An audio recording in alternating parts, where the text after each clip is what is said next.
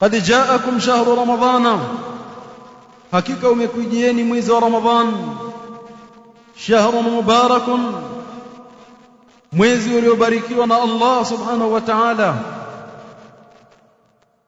Iftaradha Allahu alaykum siyama, amefaradhisha Allah juu yenu kufunga mwezi wa Ramadhan.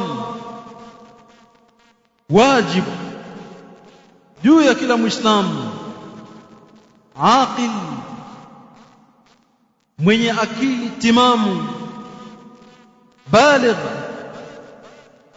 aliyebalighi, aliyekalifishwa na sharia, lakini kadhalika muqim, mkazi wa mji, akifikiwa na mwezi wa Ramadhan wajibu kufunga mwezi wa Ramadhan ni wajibu kwa muislamu, kwa maana asiyekuwa muislamu si wajibu. Lakini kadhalika mwezi wa Ramadhan kufunga ni wajibu kwa mwenye akili timamu, kwa maana asiyekuwa na akili si wajibu kufunga. Rufi'a al-qalam an thalathatin, akataja Mtume anil majnun hatta yafiqa, kalamu imeinuliwa kwa watu watatu, haiandiki kheri, haiandiki madhambi. Katika watatu hao Mtume akasema anil majnuni hatta yafiqa, kwa mwenda wazimu kalamu haiandiki kheri, haiandiki madhambi mpaka pale atakapozindukana akili zikarejea.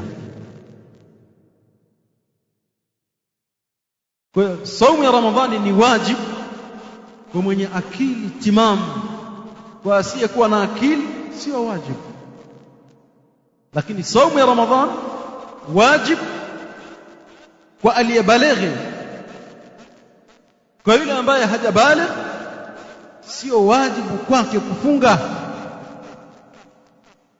lakini wanahimizwa watoto wadogo ambao hawajabalighi kutekeleza saumu ya Ramadhan katika njia ya usunna, kama ilivyokuwa masahaba kanu yasumuna Ramadhan wa yusawwimuna auladahum, walikuwa wanafunga wao Ramadhan na wanawafungisha watoto wao, wanawazoesha, wanawapa mazoezi ilhali bado ni watoto wadogo.